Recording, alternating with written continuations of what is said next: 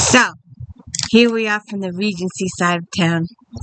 And if you could please hit the like and subscribe, I would most appreciative. One day I would like to hit 1,000 subscribers. That would be awesome. And these are some of the earlier ones. The title later changes to just RT, but these are the earlier ones. And I miss doing these. If you haven't seen all these videos, we start with 2007, and they're smaller videos, but by the time I really get into them, the podcast goes almost 2 hours, and we do 100 or so books. It gets overwhelming, and but there are no reviews for this podcast. I'm just presenting books. I miss doing the reviews. I miss reading the books. Reading the reviews for the books in Romantic Times Book Review magazine. Did I bring that? I did bring that. So, if you could please go check out all those Flashback Mondays, 2017 through July 2016. And then last week we did August new releases for 2016. This week it's September new releases for 2016. So, let's get through it in no particular order.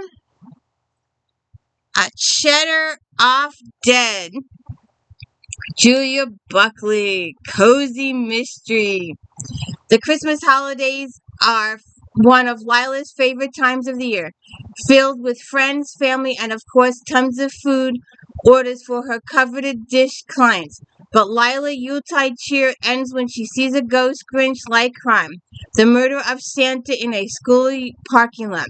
It turns out the deceased Kris Kringle was a complicated tangle of naughty and nice, with a long list of people who might have wanted him dead, and whoever did the deed wants to make sure that Lila keeps quiet. Now Lila will have to team up with former fling Detective Jay Parker to unwrap the mysteries of a deadly Christmas killer and stay alive long enough to ring in the new year. Well, I hope she stays alive to ring in Valentine's Day and Easter and 4th of July and Christmas of next year. Carolyn Brown, A Cowboy Christmas Miracle. Cowboy makes a bet he can't win a girl's heart. Cowboy falls in love with girl. Girl learns of bet, gets out her shotgun. But everything that happens in Burnt Boot, Texas, the story ain't so simple, especially when it involves the Brennans and a Gallagher. Two hot-headed, bull-headed, stubborn as mule families wrapped up in a 100-year-old feud, because only reckless Declan Brennan would try to win the heart of fiery Betsy Gallagher over a bet. See what happens there. I should have brought a pillow. Rosanne Bittner, Love's Sweet Revenge. Over the years, Jake and Miranda Harkner have endured all the dangers a wild and brutal West could throw at them. Now settled on their ranch in the beautiful Colorado Hill country, they finally found peace. But for a man like Jake Harkner, danger is always lurking. And the world may not be ready for an infamous outlaw turned lawman turned legend to hang up his gun. Threatened by cruel men in search of revenge, the Harkner clan must be stronger than ever before. Yet nothing can stop the coming storm. With the Old West dying around them and the rules of this new world ever changing, Jake vows to end the threat to his family no matter what it takes, even if he has to sacrifice himself.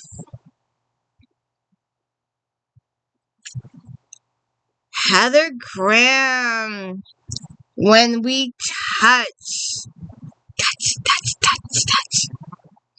Queen Victoria's London is teeming metropolis of pageantry, forbidden desire, and danger, especially in the East End. A hotbed of vice, witchcraft, and murder. What widow Lady Maggie Graham does there more than grease the rumor mill? When she agrees to wed Viscount Langdon, there are those who would act upon their suspicions. Experience has taught Lord Jamie well. He has seen his fair share of women behave inappropriately, enjoying the risque moments in secret theaters, running about disguised in the seediest parts of city, and then they call you vile names for coming to their rescue. And he's gonna rescue Lady Maggie.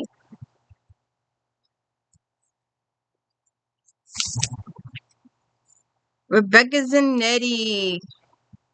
Shadow falling. Before the Scorpius syndrome tore through North America and nearly wiped out the population, Vivian was the FBI's best profiler. The bacteria got her a way out. She survived. She recovered, and when she woke up from a drug nightmare of captivity, her trust in fellow men had gone from shaky at best to non-existent. Her mysterious rescuer wants to convince her he's the exception. But no matter how tempting he is with his angel's eyes and devil's tongue, Vinny knows she shouldn't trust him. If the FBI were still around, they would raise Shadow as one of the bad guys. His military training can't wipe out his association with the mercenaries, the most feared gang in 1,000 miles. His loyalties are compromised. He won't even tell Vinny his real name. Well, how are you supposed to get into a relationship with a guy if he won't tell you his real name? Hmm. Hmm.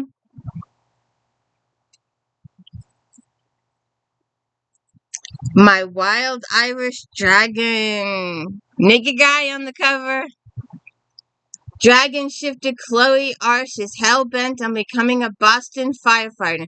She uses her Irish charm and fake documents to score an interview, knowing she has to work every bit as hard as a man, harder if she wants their respect.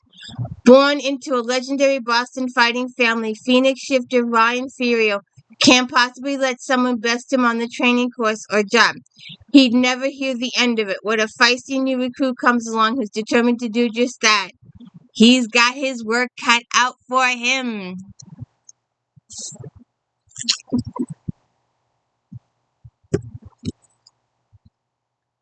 Her rogue alpha, Paige Tyler. Naked guy on the cover. Former Special Forces Lieutenant Jason Harmon can't believe that his war scars don't matter to beautiful feline shifter Layla Halliwell.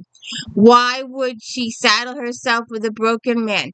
But Layla knows that Jason is a hero to the core, and that only she can heal his wounded soul. So when Jason is deployed on another deadly mission, no way is Layla staying behind. She's gonna go help.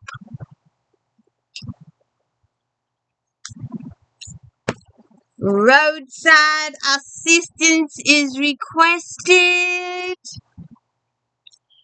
Foley Sanders figured he'd always be content with life of cars and casual hookups, until a run-in with Sin, a statuesque firecracker with a hate-on for men, leaves him bewitched and intrigued.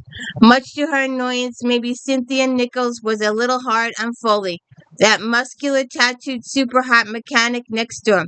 But she's tired of feeling defensive about her size and has sworn off men. She's got a new job, new life, perfect plan. Foley has trouble written all over him. No way is she going to fall for his charms. Ha ha ha ha ha ha.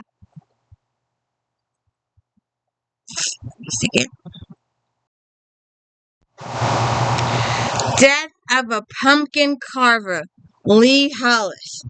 A sleuthing writer must cope with a visit from her ex-boyfriend, and it gets even worse when he becomes a suspect in a homicide. Haley Powell, food and cocktails columnist for the Island Times. Halloween is all about costumes and holiday treats until a killer crashes the party. The Halloween, Haley can't imagine a worse trick than her ex-husband Danny returning to Bar Harbor. Her kids may be happy to see their dad, but Haley's determined not to be taken in by his charms and suspects he's in financial trouble again. Still, the haunted holiday is about to get a whole lot scarier after Danny's moonshine-making uncle is found dead lying next to a tombstone in the cemetery, and Danny quickly becomes the prime suspect. Now it's up to her to prove his innocence. Question, does she want to? I should have put these closer. Sorry. Karen Hawkins, mad for the plaid. And if you haven't seen my Scotland if-thens, please go check out my Scotland if-thens. Men in Kilts, and Scotland Yard. 2 if-thens. Prince Nikolai Romanov is furious when his grandmother is abducted on a visit to an old friend in Scottish Highlands. Determined to avoid an international incident, Nicky plans to quietly rescue his grandmother by slipping in enemy territory disguised as a groom. But his plans go away when he falls under the cool grey gaze of the laird's daughter. Lady Alyssa Mackenzie may be plain of looks, but she has more than fair share of wit, and for the honor of her clan, she demands to assist in the rescue. Together, her, Elias, and Nick must rescue his grandmother together. Make a guy on the cover. Maisie Yates, Last Chance Rebel. If you haven't checked out my If Then Second Chance, please go check those out. The men who ruined Rebecca's bear's life just strolled back into it with one heck of an offer. Years ago, Gage West Retless left Rebecca scarred inside and out, but he wants to make amends by gifting her the building that houses her souvenir store. Rebecca won't take Gage's charity, but she's willing to make a deal with a sexy, reclusive cowboy. Yet keeping enemy close is growing dangerously appealing. So just marry the guy. He's the Wild West brother, the bad seed of Cooper Ridge. That's why Gage needs the absolution Rebecca offers. He just didn't expect to need her. Need her. Like I said, just marry the guy. Then you're not taking charity. It's joint property.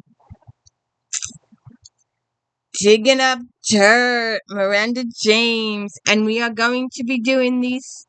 Look for the cat in the stacks in the next week or so. They should be popping up. Angel and Dickie Ducoit busy with plans for the Athena Garden Club's spring tour of grand old homes are having trouble getting the other club members to help. The rest of the group is all aflutter now that dashing and still eligible Hadley Partridge is back to restore the family mansion, but the idle chatter soon turns deadly when a body turns up on the Partridge estate after a storm. We gotta solve the murder. I need to move these up. Jennifer Ashley, Guardian's mate. Chosen as the guardian of her Montana shifter Tam, wolf shifter Ray is facing opposition, for no woman has ever been selected for this powerful position. Still adjusting to the new authorities thrust upon her, Rave travels to train with Xander, a shifter healer, tasked with teaching her about her new role and responsibilities. A polar bear shifter, Xander wears no collar and follows no rules but his own. Ray finds him arrogant and demanding, yet compelling and intriguing. Xander has no wish to mate, but the sassy guardian is drawing him out of his shell, stirring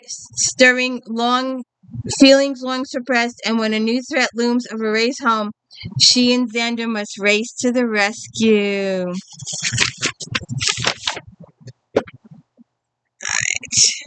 A Story to Kill, Lynn Calhoun. Former English professor Kat Latimer is back in Colorado, hosting writers' retreats in the big blue Victorian she's inherited, much to her surprise, for none other than her carousing ex-husband. Now it's an author's getaway, but Kat won't let anyone get away with murder. The bed and breakfast is open for business, and best-selling author Tom Cook is among its first guests. Kat doesn't know why he came all the way from New York, but she's glad to have him among the quirkier and far less famous attendees. Kat's high school sweetheart Seth, who is fixing up the weathered home, brings on mixed emotions for Kat, some of them a little overpowering, but it's her uncle, the local police chief, whom she'll call for help when there's a surprise ending for Tom Cook in his cozy bedroom. It doesn't help you opening a brand new B&B to find a dead body, unless you're that TV show Ghost. MC BEATON, pushing up daisies. Things are about to get a little less cozy. Lord Bellington, a wealthy land developer, wants to turn community garden into a housing estate. And when Agatha and her friend Sir Charles Frith attempt to convince Lord Bellingham to abandon his plans, he scoffs. Do you think I give a damn about what a lot of pesky villagers want? So it's no surprise that someone in the town are feeling celebratory when Agatha finds his obituary in the paper 2 weeks later. Now she's got a murder to investigate.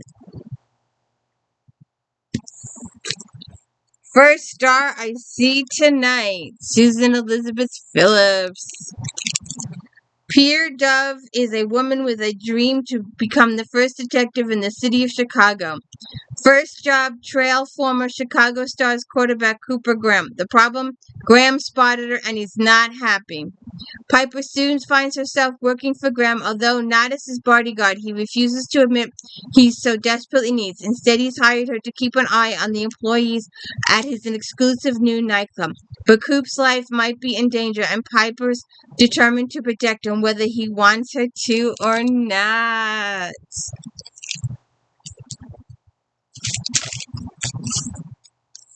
Karen Slaughter, the kept woman.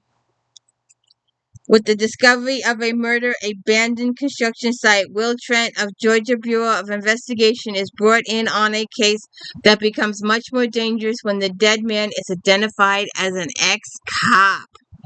Studying the body, Sarah Linton, the GBI's newest medical examiner and Will's lover, realizes that the extensive blood loss didn't belong to the corpse. Sure enough, bloody footprints leading away from the scene indicate there is another victim, a woman who has vanished and who also will die soon if she hasn't been found.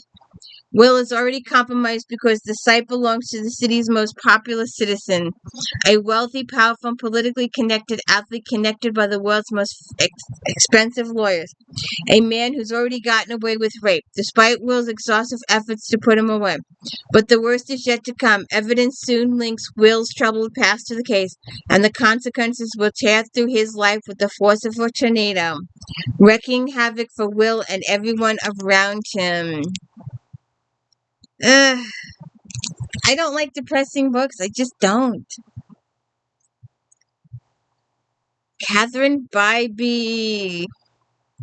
Mary Kildare knows how to read people. It's both why she makes a great therapist and why she refuses to avenge Bachelor staying fiercely independent. She has been primary relationship strategy until wealthy Playboy pilot and commitment phobia Glenn Fairchild reappears in her life after a year-long teasing tug-of-war. Mary and Glenn test the waters of attraction only to find their physical chemistry runs deeper.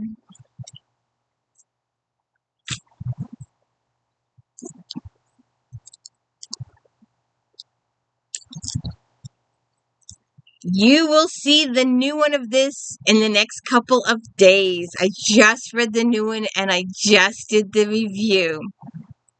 So Emma, I don't know where it is at this point. I think this is one of the new ones. But Emma does sleuthing all around Newport, and she has a nanny / housekeeper, and Kate, I think the other girl name is her assistant housekeeper, and Derek. I'm not sure if they've married yet by this one, but they do eventually get married. and it was a tug of war there for a couple of years because she refused to give in. She wanted to save up money her personally self to purchase her mom's house, her childhood house, and she got insulted and hurt when Derek bought it for her. And then he buys the local newspaper and she does a social column and she wants to do the crime beat. And it's irritating as all hell that Emma refuses to compromise. But eventually she does, and eventually they marry, and eventually they're planning this whole new world. But anyway, Murder at Rough Point. Fancies and fashion reporter Emma Cross is sent by the Newport Observer to cover an elite house party at Rough Point, the cottage owned by her distant cousin Frederick Vanderbilt, which has been rented as a retreat for artists. To her surprise, the illustrious guests include her estranged Bohemian parents, recently returned from Europe, as well as a variety of notable artists, including Edith Wharton. But one of the artists, an English baronet, is discovered dead at the bottom of the cliff. Rough Point becomes anything but a house of myth. After a second guest is found murdered, no one is above suspicion, even her parents. So, wait for my reviews coming up in the next day or so. Christina Dodd, Because I'm Watching. The survivor of a college dorm massacre, a woman accused of her lover's murder, Madeline Hewitson, is haunted by ghosts and tormented by a killer only she can see. At night, she works writing and drawing the monster that slithers through her imagination, and living in fear of those moments when the doors of her mind unhinge and her nightmare lives in the daylight. A seasoned military veteran, Jacob Davison, lives alone in the small, darkened home, sleepless, starving, and angry. Every day he lives with the guilt that comes from his own failures and the carnage that follows. When neighbor Madeline Hewitt drives her car through the front wall of his home, she breaks his house and his life wide open. See what happens. That's a really weird way to meet. Or start a relationship, at least. Anne Perry, Revenge in Cold River. A master of mystery and historical intrigue, Anne Perry once again transport readers to the banks of the Thames in Victoria, London for her thrilling new William Monk novel. In Revenge in a Cold River, Monk faces his darkest hour ever as he spars with quarry hell-bent on vengeance. When Commander Monk of the Thames Police is called to investigate the drowning of an escaped prisoner, he's forced to contend with the customs officer McNabb, who clearly bears a bitter grudge against him, but the reason is a mystery in itself. Monk's memory loss, a secret her guards closely. He lives vulnerable to repercussions from his missing past, especially his exploits overseas in the tumultuous gold rush days of San Francisco. And now McNabb, as icy and unfathomable as the steely gray itself, appears intent on using whatever damning facts he can find to his advantage to ruin Monk's future as an officer of the law. Revenge. My lady who covers a shelf over here, most of the shelf. Yes. Let's see. We got McKettrick's coming up the yin yang. And the Creeds. McKettrick's and Creed. But anyway, this book is Linda Lale Miller, Always a Cowboy. The Carsons of Mustang Creek. Drake Carson is the quintessential cowboy in charge of a family ranch. He knows the realities of his life, its pleasures and heartbreaks. Lately, managing the wild stallions on his property is wearing him down. When an interfering so-called expert arrives and starts offering her opinion, Drake is wary, but he can't deny the longing and the challenge she stirs in him. Loose Hal is researching how wild horses interact with ranch animals and with the ranchers. The Carson matriarch invites her to stay with the family, which guarantees frequent encounters with Drake. Her regularly handsome and decidedly unwelcoming son, Luke, and Drake are at odds from the beginning, especially when it comes to the rogue stallion who's stealing the ranch mares. I've been absolutely addicted to the Sykes lady. Van Sykes, I forget. She raises horses, cows, goats, mini cows.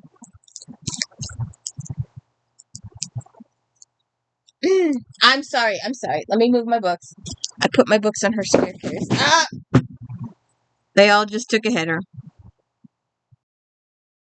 My co-host is upset with me. I'm ignoring her. Hold on a second. She's not happy with me today. Stop. I'm almost finished. I'm almost finished. Okay. Few more books. We did almost a cowboy. Leona Andrews. Magic Binds. I'm going to start doing... There's a couple of series that because of Flashback Monday, I've decided to revisit. I'm slowly purchasing the books because I have most of them. I'm going to try and do... So maybe April, May, June, you may see Eileen Wilkes pop up here. It's a similar series to Patricia Briggs, so we might do that. I'm slowly purchasing them. I just got the book 8 or 9 in this series the other day because I do have the first 7. So Leona Andrews, Magic Binds. Kate and former Beast Lord current Leonard are finally making the relationship official, but there are some steep obstacles standing in the way of their walk to the altar. Kate's father, Roland, has been kidnapped. The demigod Samian has been slowly bleeding him dry in the ever-ending bid for power. A witch oracle has predicted that if Kate marries the man she loves, Atlanta will burn and she will lose him forever. The only person Kate can ask for help is long dead. Don't know. Robyn Carr, Redwood Bend. Kate Malone and her twin boys' trip to the Virgin River is stopped short by a flat tire as her failed romance. To make matters worse, the rain sets in, the boys are hungry, and Kate is having trouble putting on a spare. As she ponders her next move, she hears a district rumble. Dylan Childress and his buddies are on a motorcycle trip of a lifetime. When the guys are checking out her car, she and Dylan are checking out each other.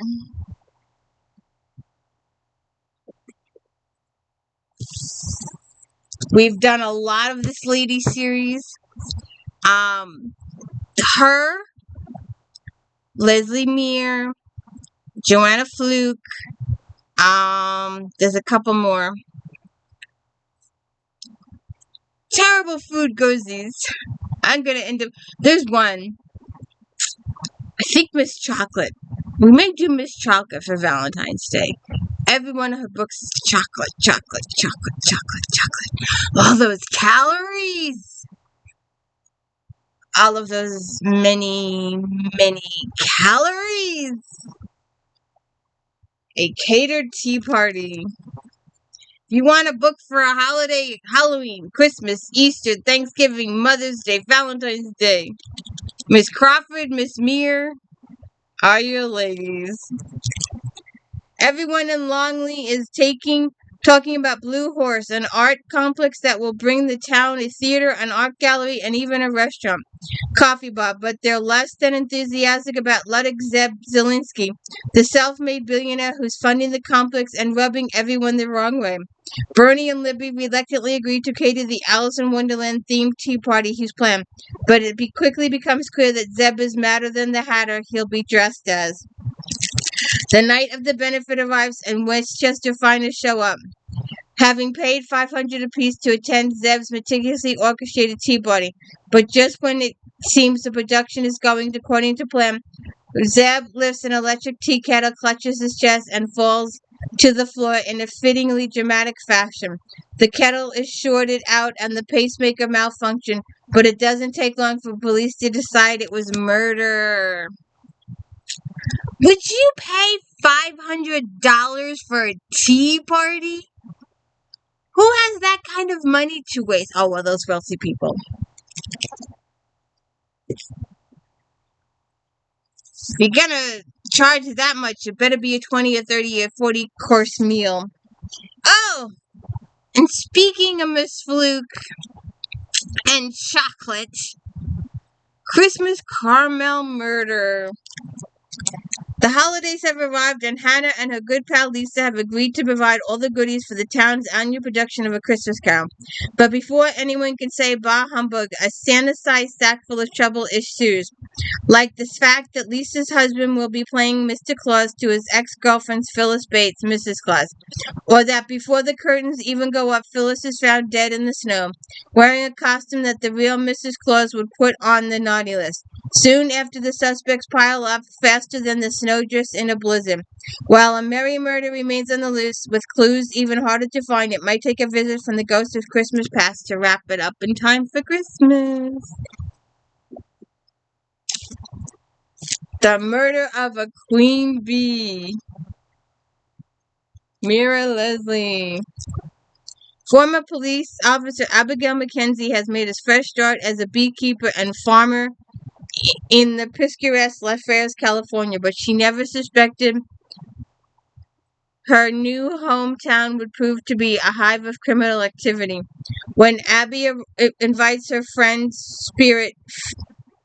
free-spirited friend, Fiona Mary Sullivan, owner of Ancient Wisdom Botanicals, to her farmette for lunch, she never imagines that Fiona's no-show will lead to a murder investigation. Only hours after their lunch date, Fiona's body is found in a burning car in what at a first appears to be a tragic accident, but after the coroner's report is issued, it's clear that she was dead before being placed in the vehicle. Someone has gone to great lengths to cover up a murder, but who and why? Go tell the bees I'm gone. Diana Gabaldon. That just came to me. Margaret Cole. Winter's Child. If you like her, check out the Hillermans. Love those Hillermans. In the midst of a blizzard, Myra and Eldon Littleshield found an abandoned baby on their doorstep and brought her inside. 5 years later, no one has come to claim the little girl. Now is Mary Ann Littleshield, but now that she's old enough to start school, her foster parents fear social services will take her away, since she's a white child. Determined to adopt Mary Ann, the Littleshield hire lawyer Clint Hopkins, who wants Vicky as counsel on the case. But before their plans can take shape, a black truck delivery runs Hopkins down. Enlisting Father John to help investigate who would stop to kill the child's adoption, Vicky unravels a connection between the 5-year-old girl and a missing alcoholic Arapaho, wanted for robbery, only to uncover one of the darkest secrets in Wind River's history.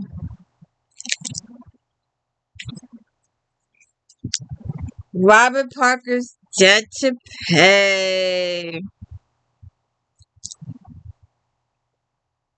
Who remembers Walden's? All is quiet in paradise except for a spate of innocuous vandalism. Good thing, too, because Jesse Stone is preoccupied with the woman of his life, both past and present. As his ex-wife Jen is about to marry a Dallas estate tycoon, Jesse isn't too sure his relationship with former FBI agent Diana Evans is built to last. But those concerns get put on the back burner when a major Boston crime boss is brutally murdered. Despite all evidence to the contrary, Jesse suspects it's the work of Mr. Peppers, a psychotic assassin who has caused trouble for him before. Peepers has long promised revenge against the mob and Jesse for their roles in foiling one of his hits against Jen as well. And though Jess and Jen have since parted ways, Jess still feels responsible for her safety. Jess and Diana head to Dallas for the wedding amid the tycoon's security team trying to stop Peppers before the bill comes due. As Peppers toys with authority about when and where he will strike, Jesse is running out of options. And our final book for September 2016, new releases. If you don't know already, it started a couple of weeks ago. Every single Saturday for the entire year, because I read these in 2023 and I did videos for all of them, and I couldn't read them in 2024 because I did them in 2023. But I needed my comfort books during the holidays. I just needed my comfort books, and these are my comfort books. So I'm reading them every single weekend, started with Christmas, and it's going to go all the way through till next year, 2026. Since there's over 60 books in this series now, it'll end with the new book probably January 2020, actually February 2027, because the book comes out in February and September. And if you didn't know already, Eve Dallas is a lieutenant in the New York City Police and Security Department. Her husband is Rourke. Peabody is her partner. McNabb is Peabody's real life partner outside of life. And McNabb is a detective in EDD. He works with Feeney, Eve's former mentor. Mira is the department shrink. Somerset is the major domo. Mavis is her best friend. Leonardo is Mavis's husband. Bella is their kid. Nadine is the reporter who goes on to write, gets her own TV show, then gets her own books, then gets her own movie, gets her own Oscar. Mira is the department shrink. Whitney is her immediate boss. Tibble is the bigger boss. Jenkins and Ties. Baxter and Trueheart. The Candy Thief. Yeah. Oh, and Trina for New York City Police and Security Department. Eve is frightened to death of Trina. She doesn't want Trina doing her makeup or her hair or slathering stuff on her, doing girl stuff. Eve just doesn't do girl stuff. Although she is getting better with the girl stuff. She's getting a lot better. Remember, Eve had a very, very difficult childhood. And she's not used to being in social situations. So it's been 3 years, 60 books, and we've only covered about 3.5, 4 years in character time. And yes, I have every single one on. If you start watching the videos of the early Naked in Death, Glory in Death, Immortal in Death, start with those at Christmas.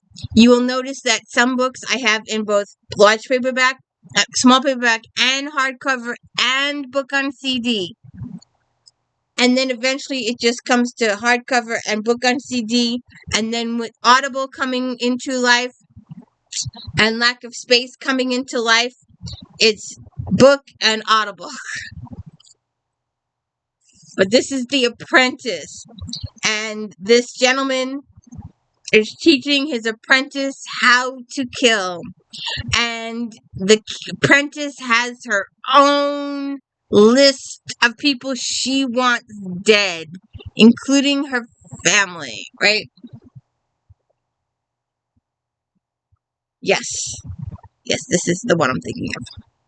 She has her own kill list. She's an evil child. This is the second time that Eve has dealt with an evil child.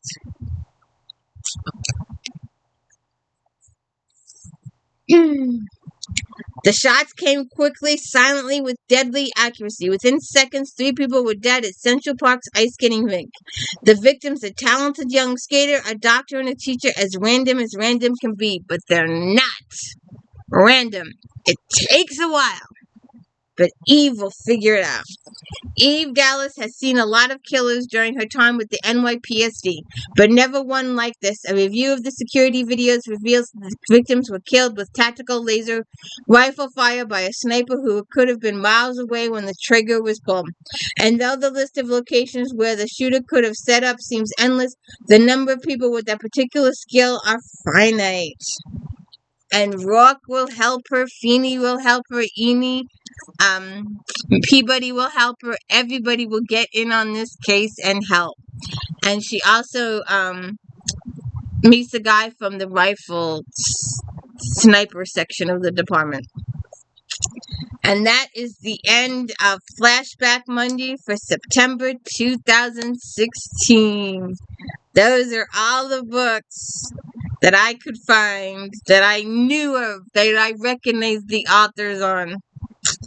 So, we'll see what happens next in October. We will continue until we catch up to present day, and then I haven't a clue what I'm going to do for Flashback Monday. We'll have to think of something, but that should be in a couple of weeks, months down the road. Have a good one.